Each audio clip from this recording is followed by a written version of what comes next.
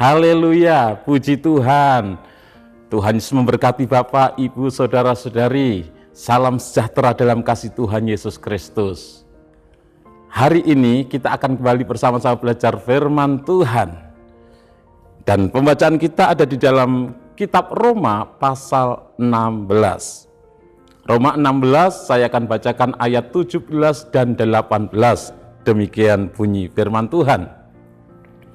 Tetapi aku menasihatkan kamu, saudara-saudara, supaya kamu waspada terhadap mereka yang bertentangan dengan pengajaran yang telah kamu terima, menimbulkan perpecahan dan godaan. Sebab itu hindarilah mereka.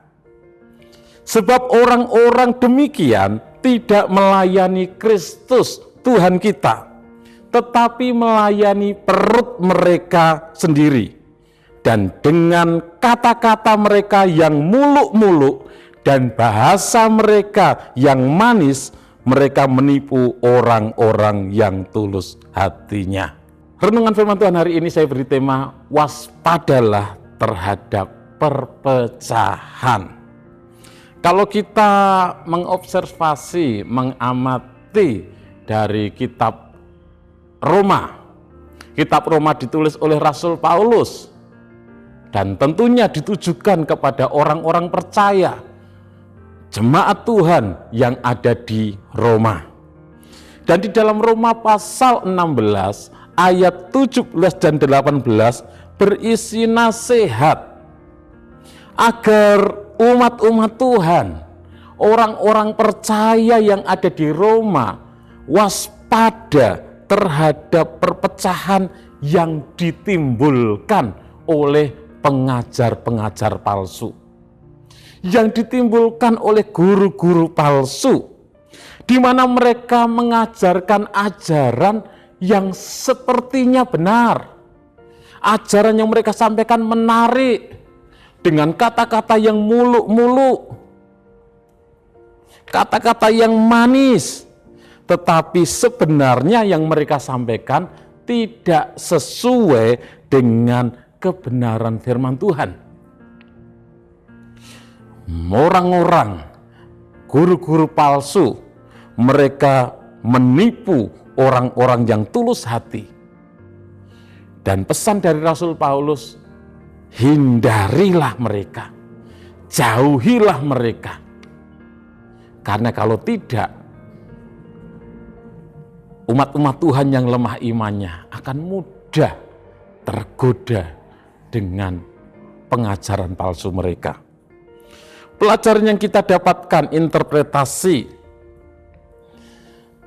gereja mula-mula bukan hanya menghadapi penganiayaan dari luar, tetapi juga bahaya dari dalam, yaitu timbul perpecahan, ada ajaran yang sesat, ajaran yang menyimpang, ada manipulasi rohani, dan lain sebagainya.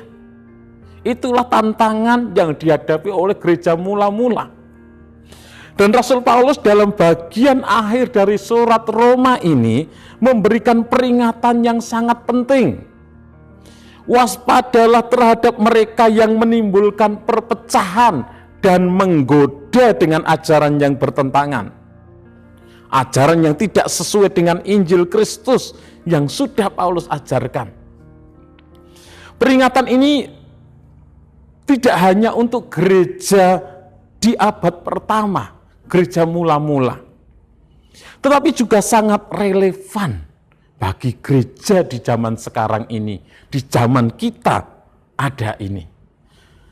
Ketika banyak orang disesatkan oleh ajaran yang kelihatannya rohani, kelihatannya benar, tetapi sesungguhnya menjauhkan kita dari Kristus. Di dalam ayat 17, waspadalah terhadap orang yang menimbulkan perpecahan. Paulus mengatakan waspadailah mereka. Ini bukan sekedar peringatan yang lembut, tetapi peringatan yang tegas agar jemaat mengenali dan menjauhi mereka yang menyebabkan perpecahan dan godaan.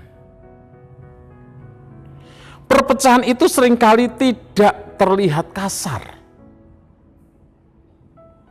Mereka bisa dimulai dengan gosip yang kecil-kecil, tapi itu lama-lama bisa menimbulkan perpecahan di dalam gereja. Kritik yang tidak membangun, itu bisa menimbulkan perpecahan di dalam gereja. Ambisi pribadi, atau ajaran yang menyimpang sedikit demi sedikit dari kebenaran. Tidak terasa karena sedikit demi sedikit, tetapi lama-lama itu akan membuat perpecahan di dalam gereja. Waspadalah terhadap perpecahan. Bayangkan, jika sebuah kapal yang besar bocor, hanya kecil bocornya di bagian bawah.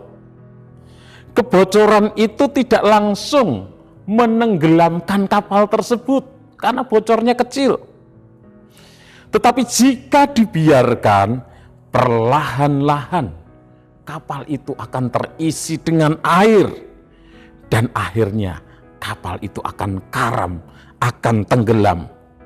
Demikian juga dengan ajaran yang menyimpang, ajaran yang sesat, ajaran yang tidak sesuai dengan kebenaran, memiliki pengaruh buruk di dalam jemaat. Jika tidak segera ditangani, akan merusak tubuh Kristus. Akan ada perpecahan, kehancuran di dalam gereja. Dalam ayat 18 dikatakan bahwa mereka, orang-orang yang menimbulkan perpecahan, pengajar-pengajar palsu, mereka tidak melayani Kristus, tapi diri sendiri. Orang-orang semacam itu bukan pelayan Kristus, meskipun mulut mereka mengaku sebagai pelayan Kristus, mengaku sebagai hamba Tuhan. Paulus berkata mereka melayani perut mereka sendiri. Artinya mereka lebih memikirkan kepentingan pribadi mereka. Mereka lebih mementingkan kekuasaan. Mereka lebih mementingkan jabatan. Mereka lebih mementingkan kenikmatan duniawi. Itu yang mereka utamakan. Mereka menggunakan kata-kata manis dan pujian palsu untuk menarik hati orang-orang yang tulus, untuk memikat hati orang-orang yang polos, dan mungkin yang belum dewasa dalam iman akan mudah terpengaruh dengan kata-katanya yang manis, kata-katanya yang muluk-muluk, dengan pujian palsu. Sepertinya benar yang disampaikan, menarik yang dia sampaikan, tetapi sebenarnya itu menyimpang. Mari kita harus waspada terhadap orang-orang yang demikian, yang bisa menimbulkan perpecahan. Pemimpin yang lebih banyak menonjolkan diri daripada menonjolkan Kristus. Karena sebagai hamba Tuhan, yang diberitakan, yang ditonjolkan harusnya Kristus, bukan dirinya. Itu bisa menimbulkan perpecahan. Ajaran yang mengedepankan berkat jasmani tanpa ketaatan kepada salib, maka kita harus mewaspadai hal itu. Yang diutamakan berkat jasmani tanpa ketaatan kepada salib Kristus. Suara-suara yang memecah jemaat untuk membangun kerajaan pribadi,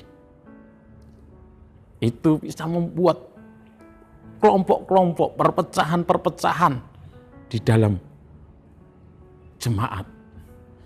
Jadi waspadalah terhadap perpecahan. Apa tanggapan kita? Dikatakan jauhilah mereka. Ini perintah yang tegas untuk menjauhi. Ini bukan sikap membenci, tetapi bentuk perlindungan terhadap tubuh Kristus. Gereja harus menjadi tempat kesatuan. Gereja harus menjadi tempat kasih. Gereja harus menjadi tempat kebenaran, bukan ladang manipulasi rohani. Prinsip yang harus kita pegang, ukur segala ajaran dengan firman Tuhan. Karena firman Tuhan adalah kebenaran.